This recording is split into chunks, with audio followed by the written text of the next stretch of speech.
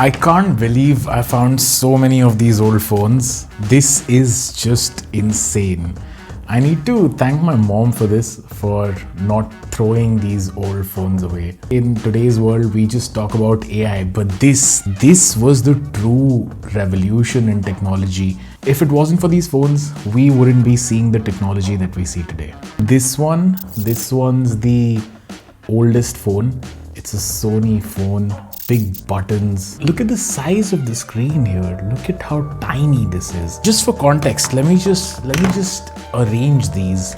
Just to put things into perspective, these are all the old phones, and this, in comparison, is the iPhone 13 mini. This is today's iPhone 16 Pro. Look at the difference in size here. This phone pretty much fits below the camera. The rest of the iPhone below the camera is the size of this phone. This is the generation where I've grown up in.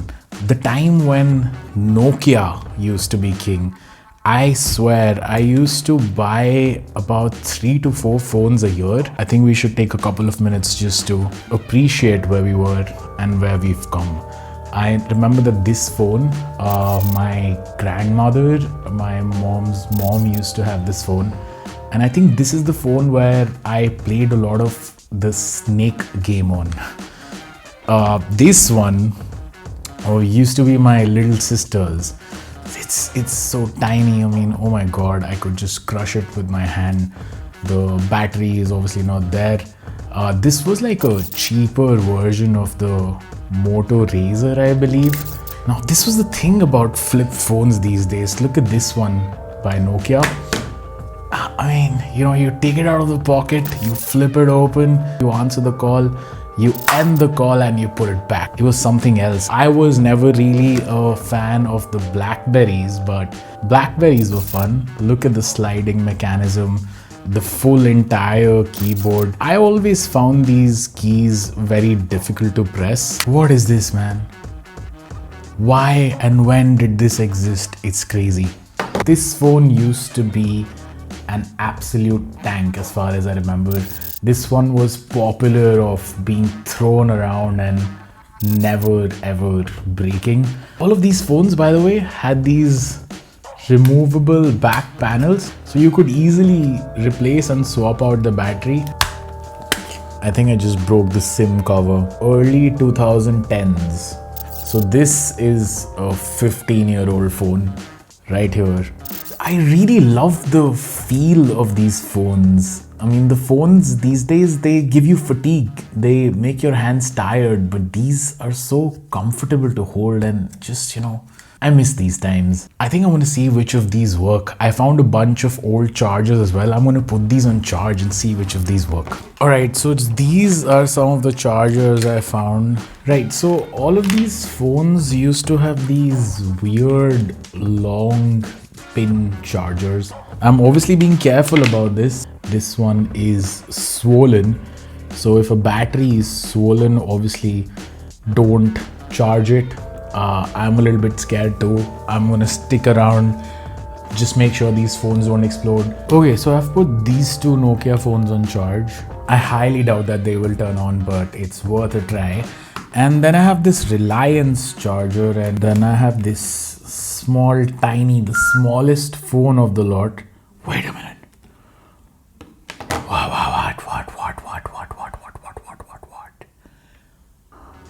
Insane. This is Nokia's N73, launched in 2006. This is a 19 years old phone that's charging right now and should turn on very soon. This is insane. The Reliance charger, I think this should fit here. Whoa!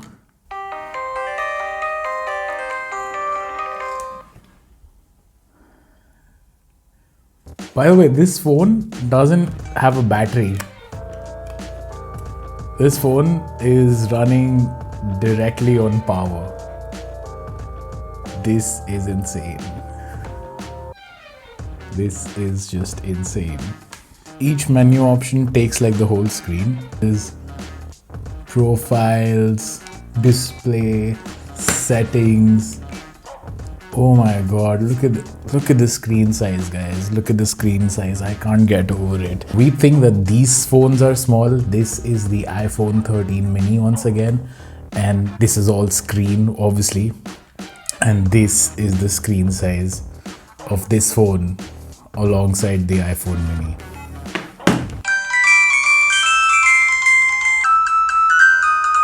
There's a wallpaper, there's a dolphin. This is so cool, man. Can't believe this works. LG RD2670. This phone came out in May 2006. Once again, this is a 19 years old phone and it's working. Oh, this had a power button on the top, right? This had a separate power button right here. This is the Nokia N73. Alright. Drum roll.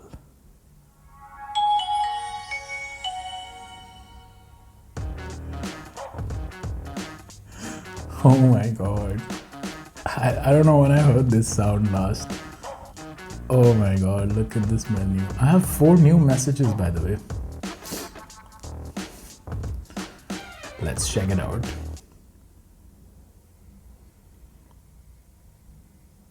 It comes with the latest Snapdragon and everything. It's really fast. Lens cart. Lens cart existed back then. Damn, lens cart is old.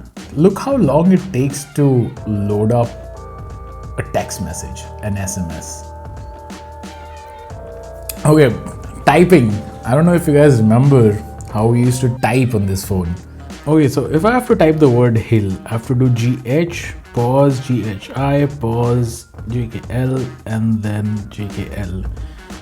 But another way of doing it is GH, right arrow, GHI, right arrow, JKL, right arrow, JKL. So if you do the right arrow with the cursor, you can type in the next alphabet really quickly. You don't need to pause. Doing this right movement was the fastest in Engage QD because it was a gaming phone. And because it was a gaming phone, it meant that it had like a D-pad on its left hand side and a number pad on its right hand side and a screen right here. So what I do is I do GH, right arrow GHI, right arrow JKL, right arrow JKL.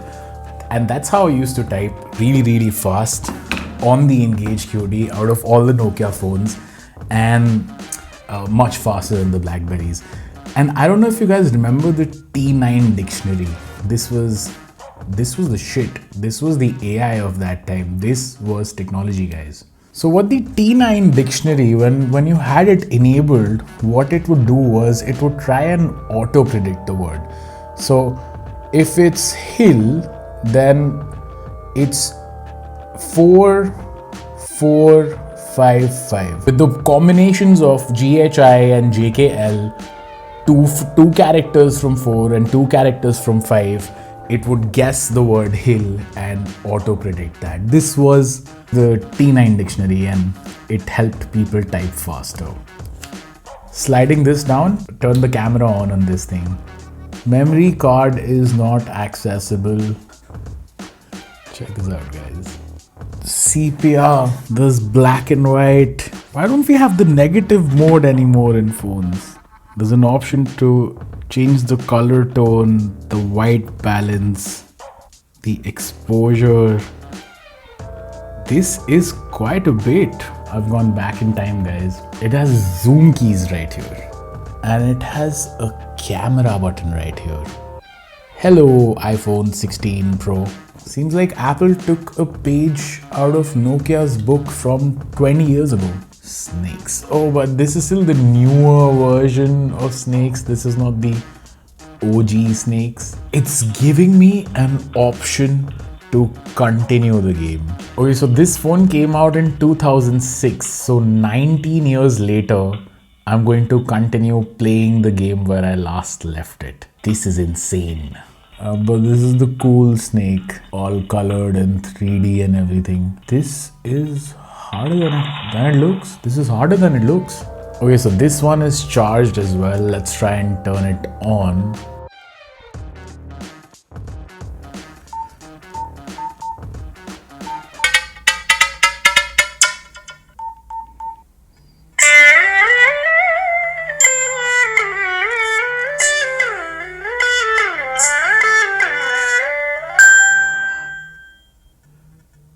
Why don't I remember that? What the? It has an Asphalt 6 demo. Oh my god. This is from 2010. I have no memory of this. This is unbelievable. Oh my god, check this out. Oh my god. How the fuck do I? Whoa! Oh, that's NOS, guys. I'm third. Fuck you. I'm gonna beat this guy. There's a takedown. There's a takedown in this game. So they've had takedowns since 2010. Alright, so unfortunately these are the only 3 phones that I could get to power on. I wish I could have switched on these and these as well, but I think they might need new batteries or new chargers. I had a blast recording this video and I went into a rabbit hole of checking out all the cool phones that Nokia made. I've already mentioned the Engage QD. I wish I'd saved some of these phones. Then there was the Communicator, the first true folding phone. Then I remember this Nokia 3200.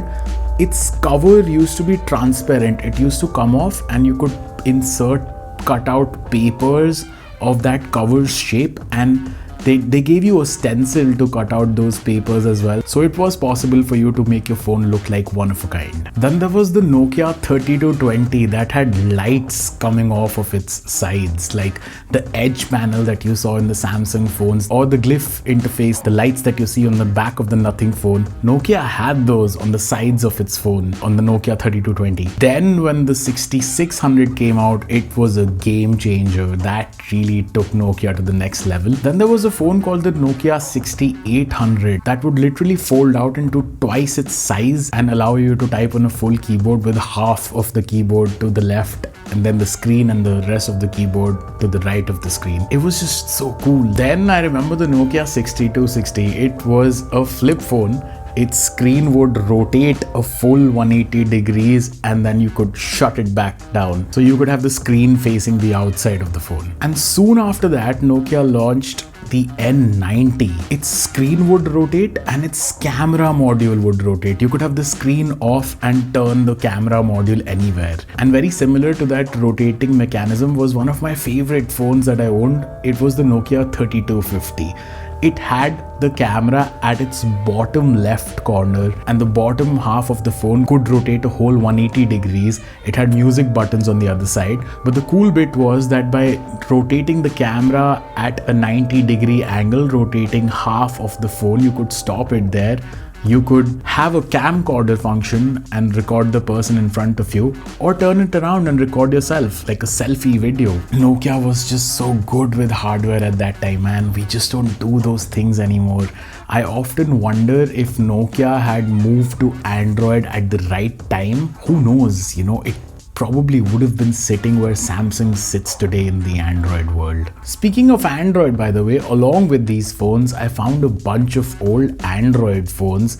I think I have all the Galaxy S series phones from the first one to the S7 Edge. Maybe I'll make a video about that one too later. Anyway, this was a lot of fun. Do check out some of my other videos on tech that I'll leave somewhere on the screen, and I'll see you soon.